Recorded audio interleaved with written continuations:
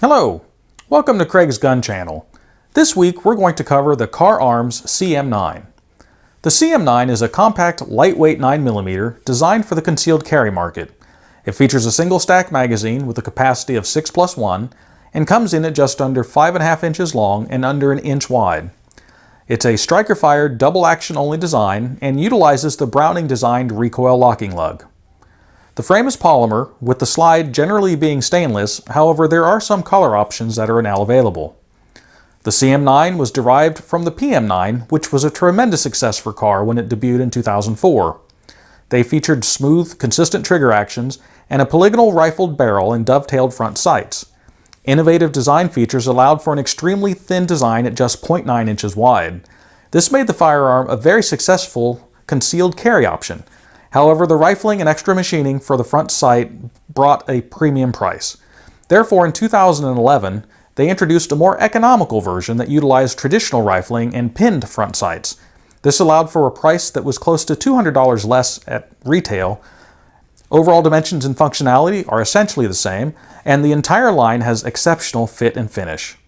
Let's take a closer look. Okay, the KAHR CM9. As far as features and controls, this particular model has no safety. It's a single action striker fired pistol. The magazine release is here. This would be the slide stop. Those are the only controls. So before we do anything as far as manipulation, we'll first lock it back, take a look at the inside. There's no ammunition. Magazine is clear. So we'll take a look at the controls a little bit more in depth. We have the magazine release. Of course, you just push that, release the magazine. We have the slide stop. The magazine does have follower, does engage the slide stop. On the last round, this is the lock notch on the slide. On the last round, it will automatically lock the slide back open. Of course, to release, you would just pull down on that lever, and it would be then ready for the next round. So we'll go ahead and remove the magazine. For disassembly, there is a disassembly notch in the slide. It's a little half moon shape. It's right there.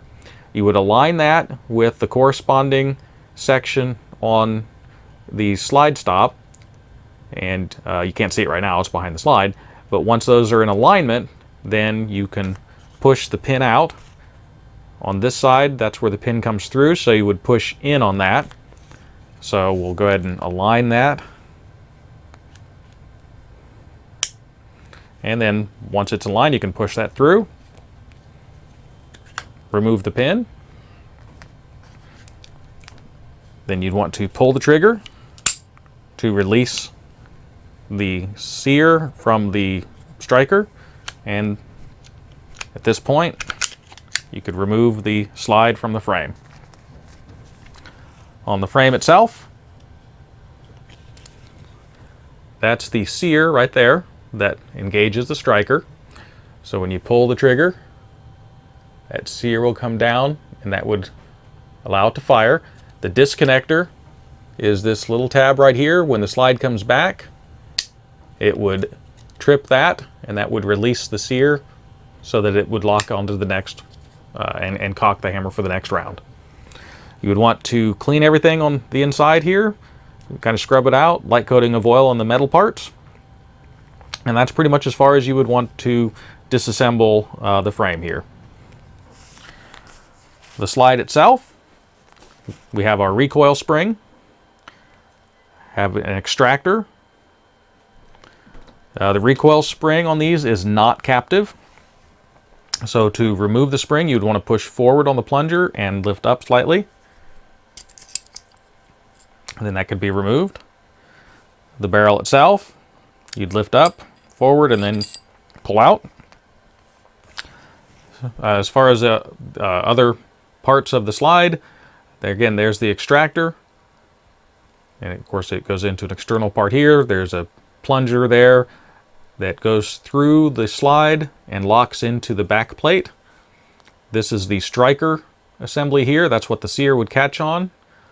And there's the spring for the striker, and that also locks into the back plate.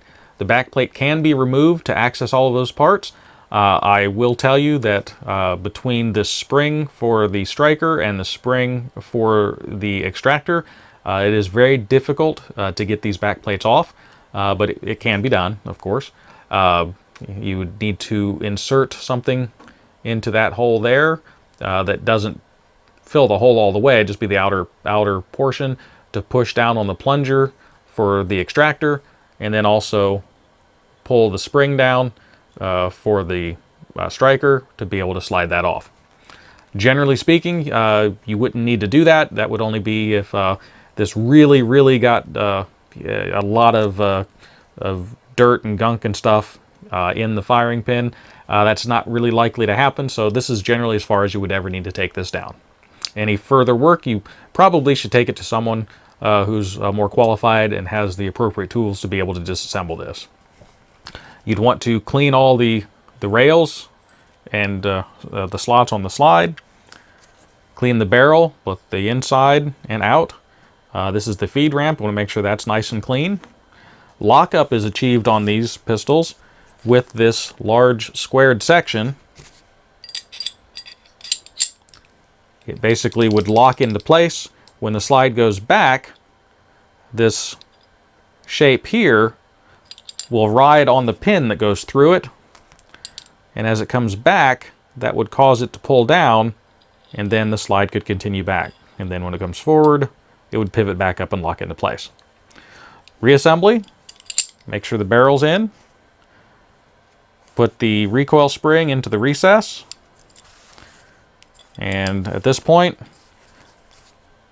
you'd want to put the plunger, it goes against the little flat section right here. And since it's not captive, it takes a little bit of manipulation to get in here. Kind of guide it. And then push it into place, like so. Then you would align the rails with the slots in the slide. Go ahead and you would, the hole there for the pin, once that's aligned, you'd put that through. Then you would align the takedown notch with the little section on the slide stop.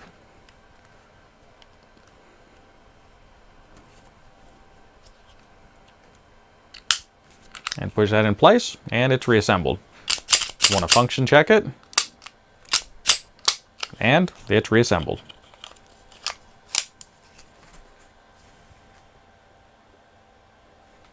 I hope that this information has been of value to you, and I would ask you to subscribe so you don't miss anything.